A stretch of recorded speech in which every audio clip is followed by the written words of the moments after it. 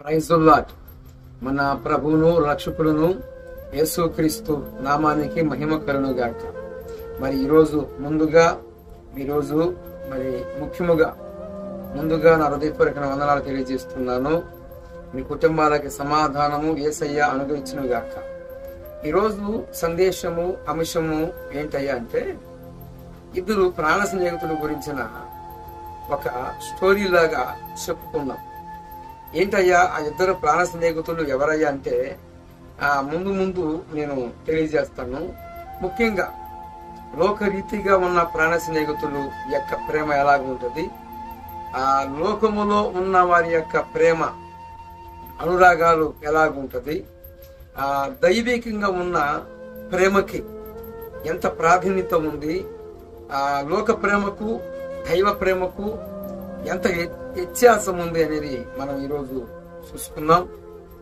మనము కుటుంబ సభ్యులైనా గాని బంధువులైనా గాని మనము చూసుకుంటే కొన్ని సందర్భాలలో మనము ఏదన్నా ఆ సమయంలో ఎవరన్నా ఇంటికి వెళ్ళి ఎక్కడో ఒకక్కడ మరి ఆ స్వతంత్రం ఉన్న కాడను ఆ స్వతంత్రం అంత మందే అనుకొని కొన్ని సందర్భాలలో మరి ఏదన్నా పొలం జోలికి వెళితే ఆహారం కోసం వెళ్ళినప్పుడు అక్కడ మనము మందేలే అన్నట్టుగా ఏదో ఒక ఫలాన్ని తీసుకుందాము, బుదిద్దాము, తిందాము అనుకుంటే అక్కడ కొందరు మరి వారి యొక్క మనస్తత్వాలు ఎలాగ ఉంటాయంటే, కొన్ని సందర్భాలలో తిందామని వెళ్ళినప్పుడు తీసుకొని భుజిద్దాము అనుకున్నప్పుడు అడ్డగించే పరిస్థితులు ఉంటాయి. బయటికి చెప్పలేకపోయినా దూరాన ఉండి తీసుకుంటున్నాడా, తినబోతున్నాడా అనే ఆ మాటలు మన చెవులు పడినప్పుడు ఎలాగ ఉంటుందంటే, ఇక అప్పుడు ఆ సందర్భాన్ని జ్ఞాపకం చేసుకుంటే ఇక నరాలు తెగిపోయినట్లుగా అయిపోయి. ఇది నాకు జరిగిన పరిస్థితి. అంటే మన అనుకొని పోయినప్పుడు స్వతంత్రంగా స్వీకరిద్దాము. నా పరిస్థితే కాదు, చాలా మంది పరిస్థితి ఎలాగనే ఉంటుంది. నేను ఈ మాట ఎందుకు చెప్తున్నానంటే, దైవిక ప్రేమ లోక ప్రేమకి చాలా వ్యత్యాసం ఉంటుంది. అయితే ఆ యొక్క ఫలాలను పక్కన పెడితే తర్వాత ఇక్కడ ఇద్దరు స్నేహితులు ఉన్నారు. ఈ ఇద్దరు స్నేహితులు ఎంత ప్రాణానికి ప్రాణంగా, ఎంత ఇద్దరు ప్రాణ స్నేహితులు అన్నాను. ఇద్దరు బాయ్సే, గర్ల్స్ కాదండి. మళ్ళా ఇక్కడ వెళ్ళారు, ఇద్దరు జెంట్సే, ఇద్దరు బ్రదర్సే. అయితే ఈ ఇద్దరికి ఎంత మమకారం అంటే, ఎంత అనురాగం అంటే, ఆ యొక్క ప్రేమని మనం చూసినప్పుడు, ఆ యొక్క గ్రంథాన్ని స్టడీ చేసినప్పుడు మన యొక్క పరిస్థితులు మనకి గుర్తొస్తాయి. చిన్ననాటి నుంచి మనము కూడా ఎంతో మందితో స్నేహం చేస్తాం, ఎంతో మందితో మరి స్నేహంగా ఉంటాం, వ్యవహరిస్తాం. మనకు ప్రత్యర్థిగా ఉన్న స్నేహితుడు మనల్ని తన యొక్క సంపూర్ణత అయిన ప్రేమ మన మీద చూపకపోయినా నిజముగా ప్రేమించే వ్యక్తి ఎంతైనా గాని చేయటానికి ఇష్టపడతాడు. కానీ మనకు ప్రత్యర్థిగా ఉన్న అతని ప్రేమలో కూడా మనము కలిగిన ప్రేమే ఉందా అంటే అనుమానాస్పదమే, అనుమానంగానే ఉంటుంది. మనం ప్రేమించినట్లుగా ఇతరులు మనల్ని ప్రేమించడం కష్టం. ఎందుకు నేను ఈ మాట చెప్పాను అంటే, మనము నా బాల్యం నుండి చాలా మందిని నాకు స్నేహితులు ఉన్నారు, స్నేహితురాలు ఉన్నారు. నాలో లోకరీతిగా ఉన్నప్పుడు, లోక సంబంధిగా యేసు ప్రభుని ఎరగనప్పుడు, యేసుకి ఎలపట ఉన్నప్పుడు, కొన్ని ఘట్టాలు జరిగినప్పుడు నా అంతగా వారు నన్ను ప్రేమించలేకపోయారు అనేది నాకు ఒక పాఠం. నేను అనుకుంటే ఎంత దూరమైనా వెళ్లే పరిస్థితి, అవసరమైతే ప్రాణం పోయినా సరే నేను తీను. ఒక పోరాటం ఉన్నా, ఒక పోరాటానికి, ఒక కార్యానికైనా, ఒక పనికైనా పూనుకుంటే ఎంతగా ఉంటుందంటే, ఇక ఆ కార్యం జరిగిన దాకా ఆ పోరాటంలో ప్రాణం బానీగాక, తలపెట్టిన కార్యము నెరవేరిందాకా నా పట్టు ఆగదండి. ఇది యథార్థంగా చెబుతున్న సంఘటన. ఎన్నో కార్యాలు, ఎంతో మందికి ఎన్నో మేలులు చేశాను. నేను ఏదో గొప్పగా చెప్పడం కాదు, కానీ ఇక్కడ స్నేహితుడు అనే భావన కలిగింది కాబట్టి ఆ యొక్క కారణాన్ని బట్టి నేను వ్యక్తపరచడానికి ఆ సందర్భానుసారంగా చెబుతున్నాను. కానీ లోకములో ఉన్నప్పుడే మరి నా ఎంత మనస్తత్వం కలిగి ఉన్నారా నా ప్రత్యర్థులు, నా స్నేహితులు అంటే లేరు. నేను మన అనుకుంటే ఎంత దూరమైన వెళ్ళి అవసరమైతే ప్రాణం బానీగాక అంతగా ప్రేమించి అంతగా హత్తుకుంటే నా ప్రత్యర్థులుగా ఉన్నవారు అనేక పాఠాలు నేర్పించారు. అయితే ఇప్పుడు దాకా నేను వివరించింది ఒక లోకరీతిగా ఉన్నప్పుడు జరిగిన సంఘటన. అయితే మనము దైవ ప్రేమ చూస్తే, దైవికంగా ఉన్న ప్రేమ చూస్తే మొదటి సమూయేలు గ్రంథం 20వ అధ్యాయం 41వ వచనములో స్టార్ట్ అయింది. ఇద్దరు ప్రేమికులు. అంటే ప్రేమికులు అని ఎందుకు చెప్పానంటే, ఇద్దరు ప్రేమ లవ్ చేసుకున్న వాళ్ళు కూడా అంతగా ఆప్యాయంగా, అంతగా అనురాగం కలిగి, అంతగా పరస్పర ప్రేమ కలిగి ఉండరు. ఇది ఎవరంటే లవ్ చేసుకున్న జంట కాదు, దివిట్టి పాడుకునే వాళ్ళు కాదండి. నేను ఎందుకు అన్నానంటే, ఇద్దరు లవ్ చేసుకున్న వారికి కూడా ఇంత ప్రేమ ఉండదు, ఇంత అనురాగం కలిగి ఉండేవాళ్ళు కాదు అనిపించింది. ఎందుకంటే ఈనాడు మనం చూస్తున్నాం, లవ్ చేసుకున్న వాళ్ళు తల్లిదండ్రులకి వ్యతిరేకమైన కార్యాలు చేసి, మరి నా ఇష్టం, నేను మైనార్టీ తీరింది, నా ఇష్టం వచ్చిన బతుకుతాను, నా స్వతంత్ర హక్కు ఉంది, మరి నా ఇష్టం వచ్చిన వాళ్ళు నేను చేసుకుంటానని పురుషుడు స్త్రీ తల్లిదండ్రులను బెదిరించి మరి వివాహం చేసుకునే వాళ్ళు ఈనాడు చూస్తున్నాము. ఆఖరికి లవ్ చేసుకున్న వాళ్ళని అంటే ఎంతగా ప్రేమించారో ఆ ప్రేమంతా కూడా పక్కకి నెట్టివేసి వారిని హత్య చేసే పరిస్థితి ఈరోజు సెల్ ఫోన్ ద్వారాగా ఎంతో వీడియోలు న్యూస్లో చూస్తున్నాం. కానీ ఇక్కడ ఇద్దరు స్నేహితులు, మనము 41వ వచనంలో ఇద్దరు స్నేహితులని గురించి మనము చెప్పుకోబోతున్నాం. ఈ ఇద్దరు స్నేహితులు ఎవరయ్యా అంటే దైవికంగా ఉండేవాళ్ళు. ఒక స్నేహితుడేమో మరి శత్రు కుమారుడు స్నేహితుడికి. అయితే ఆ శత్రువు లక్షణాలు అంటే తండ్రి లక్షణాలు బిడ్డకు వస్తాయి అంటారు కదా, ఆ తండ్రి లక్షణాలు బిడ్డకి రాలేదండి. బిడ్డ అంటే ఇత్తు ఒకటైతే చెట్టు ఒకటైద్దా అంటారు కదా, లోకంలో ఒక సామెత ఉంది. అయితే అలాగా లేదు. ఇక్కడ ఒక ఆయన పేరు యోనాతాను, ఒక ఆయన పేరు దావీదు. ఈ యోనాతాను దావీదు ఈ మొదటి సమూయేలు గ్రంథము 20:41వ వచనములో ఈ యొక్క ఇద్దరి స్నేహం గురించి చెప్పబడింది.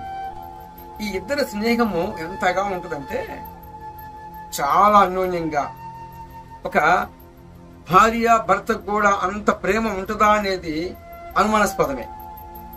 ఎందుకు నేను ఎంతగా వివరిస్తున్నానంటే చూడండి, దావీదు పరుగున వచ్చి దావీదుకి మరణాన్ని తలపెడతాడు యోనాతాను తండ్రి సౌలు. అప్పుడు దావీదుని తప్పించడానికి వస్తాడు యోనాతాను, స్నేహితుల్ని మరణం నుంచి కాపాడటానికి వస్తాడు. అయితే ఆ సందర్భంలోనే ఇక అక్కడ ఉన్న పని వారిని పంపించేసి యోనాతాను పంపించిన తర్వాత వెళ్ళి వెంటనే దావీదు దక్షిణం వైపు నుండి పరుగున పైకొచ్చి సాష్టాంగ నమస్కారం ముమ్మారు చేస్తాడండి. ఎవరికి? యోనాతానుకి, తన స్నేహితుడికి. ఎందుకు? ఈనాడు నా ప్రాణంను కాపాడావా నా మిత్రమా, నా స్నేహితుడా? ఈనాడు నమ్మబలికి నమ్మించి ప్రాణం తీసేవాళ్ళు ఎంతమంది? ఈనాడు ధనం మీద ప్రేమతో, ధనం మీద ధనాభిక్షణ కలిగిన వారయ్యి ఈనాడు కుటుంబాలలో ఎంతమందిని ధనం కోసం చంపేస్తుంది. ఈనాడు మనం చూస్తాం, తల్లిదండ్రి ఇవ్వలేదని చెప్పి ఆస్తులు అంతస్తులు వారిని నిర్దాక్షిణంగా నడి రోడ్లో వదిలిపెట్టే పరిస్థితి. మింటలు వారికి రాక మునిపే మింటలు వచ్చాయని వారిని అనాథ ఆశ్రమాలకు పంపించే పరిస్థితి. కానీ పెంచిన తల్లిదండ్రులని ఏం చేస్తున్నారు? మెంటల్ హాస్పిటల్కి పంపించే పరిస్థితి. చూడండి, ఇక్కడ తండ్రికి శత్రువుగా ఉన్నాడు, కానీ తన కుమారుడైన యోనాతానుకి ప్రాణ స్నేహితుడు, ప్రాణమిత్రుడు, ప్రాణానికి ప్రాణమైన అసలుకి యోనాతాను యొక్క ఆ యొక్క సంభాషణ, ఆ ప్రేమని మనం తలపోసుకుంటే ఆ యొక్క ప్రేమ మధురము. దావీదుకి యోనాతానుకి వారిద్దరి మధ్య ప్రేమ ఎలాగా ఉన్నది అంటే, ఒకరికంటే ఒకరిని చూడకుండా ఒకరు ఉండలేనట్టుగా ఎంత ప్రేమ కలిగి ఉన్నారో వీరిద్దరు స్నేహితులు, నిజమైన స్నేహితులని బైబిల్ గ్రంథంలో అనేక రకాలైన వాళ్ళు ఉన్నా వీరిద్దరి ప్రేమ గురించి చాలా మధురముగా ఉంటది. ఎందుకంటే యోనాతాను ఎంతగా ప్రేమిస్తాడో దావీదుని, దావీదు కూడా అంతగా ప్రేమిస్తాడు. కొన్ని ఒప్పందం చేసుకుంటారు, కొన్ని ప్రమాణాలు చేసుకుంటారు. నీకును నాకును యెహోవా న్యాయం తీరుస్తాడు, మన మధ్య యెహోవా ఉన్నాడు, మా కలవరం చెందబాకు, భయపడబాకని యోనాతాను ఓదారిస్తాడు దావీదుని. దావీదు కూడా నేను నిన్ను విడవను, నా ప్రాణం పోయేంత వరకు కూడా నేను కృతజ్ఞత కలిగి ఉంటాను, నేను నీ సంతానాన్ని కాపాడుతాను అని చెప్పి దావీదు కూడా ధైర్యపరుస్తాడు. అట్లా ఒకరికొకరు భయంకరమైన రోదన, భయంకరమైన రోధిస్తూ ఏడుస్తూ ఒకరినొకరు హత్తుకొని మమ్మారు ముద్దు పెట్టుకొని, ఇద్దరు పురుషులు ముద్దు పెట్టుకోవటం ఏంటంటే అది ప్రేమ. ఈ ప్రేమ పై ప్రేమ కాదండి. ఈనాడు మనము ప్రేమించాము అనేకులని, అనేకులు మనల్ని ప్రేమించారు. మరి మన ప్రేమలో ఏదైనా ఉంటే స్వార్థం ఉందేమో గాని, ఇక్కడ యోనాతాను దావీదులో ఉన్నది నిజమైన ప్రేమ. అది అన్యోన్యమైన ప్రేమ, పరిశుద్ధాత్మ దేవుడు కలిగించిన ప్రేమ. తండ్రి ఏమో తన స్నేహితుణ్ణి చంపడానికి వెతుకుతున్నాడు, కుమారుడేమో తన స్నేహితుణ్ణి కాపాడుకునే పరిస్థితి. ఇలాగా ఎంతమంది ఉన్నారండి మనం చూస్తే. ఇలాగా ఎంతమంది తన స్నేహితుడి కోసము ప్రాణం పెట్టేవాళ్ళు, ఎంతమంది ప్రాణము తీసేవాళ్ళు ఎక్కువ మంది. నమ్మించి నమ్మబలికి ఒరే విడదాకా పోయేద్దాం రారా అని అక్కడ తీసుకెళ్లి నిర్దాక్షిణ్యంగా చంపివేసి పారిపోయే పరిస్థితి ఈ రోజున. అది ఏంటిది అంటే ఆ ప్రేమ లోక ప్రేమ. దైవిక ప్రేమ అలా కాదండి. ఫస్ట్ దేవుని మీద భయం ఉంటుంది. దేవుని మీద భయం ఉన్నవాడికి దేవుని నుండి వచ్చిన ప్రేమ ఉంటది. ఆ ప్రేమకి హద్దులు ఉండవు. ఆ ప్రేమ తనకు తానే బలిగాడానికి సిద్ధపడింది గాని ఆ ప్రేమ ఇతరుల ప్రాణాలు తీసే ప్రేమ కాదు. మరి మీరెలాగా ఉన్నారు? యోనాతాను దావీదు యొక్క ఆ స్నేహం గురించి చెప్పాను. మరి మీరెలాగా ఉన్నారు? మీరు నమ్మబలికించి నిర్దాక్షిణంగా తల్లిదండ్రులని ఎన్నుపోటు పొడుస్తున్నారా? మాకేమి ఇవ్వలేదని నిర్దాక్షిణంగా తల్లిదండ్రులని అవమాన పాలు చేసి అనాథ ఆశ్రమానికి నెట్టివేస్తున్నారా? జాగ్రత్త. తల్లిదండ్రులలోకి లింకు చేశాడు భగవంతుడు. నీ జీవము మీరు ఆయుష్కాలముగా బతకాలి అంటే నిర్గమాకాండము 20వ అధ్యాయము 12వ వచనంలో మన జీవానికి లింక్ ఎక్కడుందంటే తల్లిదండ్రులని క్షేమంగా చూసిన వారికి వారి ఆయుష్ కాలము ఎన్నడూ కూడా చెక్కు చెదరకుండా వారి యొక్క దీవెనలను బట్టి భగవంతుడు అన్నాడు, తల్లిని తండ్రిని హత్తుకోవాలి, సన్మానించాలి. సన్మానించకుండా వారిని అగోగెత్తుపాలు చేస్తే వారి యొక్క శాపంగా మారింది. అప్పుడు మీరు ఎలాగ ఉంటారంటే అతి తక్కువ సమయంలోనే మీరు ప్రాణం పోగొట్టుకునే పరిస్థితి ఉంటదని చెప్పి నిర్గమాకాండం సాక్ష్యం ఇచ్చింది. సామెతల గ్రంథంలో చెప్పబడి ఉంది. కాబట్టి స్నేహితుల మధ్య స్నేహితుడు, స్నేహితుల మధ్య స్నేహితురాలు నమ్మబలికించి మోసం చేస్తున్న వారు లాగా యోనాతాను దావీదు యొక్క దేవుని యొక్క ప్రేమ ఎలాగ చూపించారో చూడండి. దైవిక ప్రేమకి లోక ప్రేమకి ఎంత వ్యత్యాసం ఉందో నేను మీతో పంచుకున్నాను. ఈ మాటలు ఇంతటితో ముగిస్తున్నాను. మనకి యోనాతాను దావీదు మధ్య ఉన్న ఆ పరస్పర ప్రేమ, ఆ యొక్క మధురమైన అనుభూతిని మనం పంచుకున్నాం.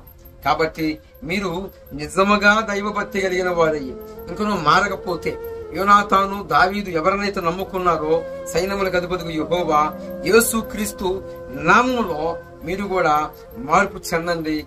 పాప క్షమాపణ నిమిత్తమైన బాప్తిసం పొందండి. అప్పుడు మీకు పరిశుద్ధాత్మ దేవుడు సహాయం చేయునుగాక. మీ కుటుంబాల్లో కలతలు కన్నీళ్లు అన్ని కూడా తొలగించబడునుగాక. Praise the lord. ఈ మాటలు యేసు క్రీస్తు నామములో మన హృదయములో నీరుగట్టి పరంప చేయునుగాక.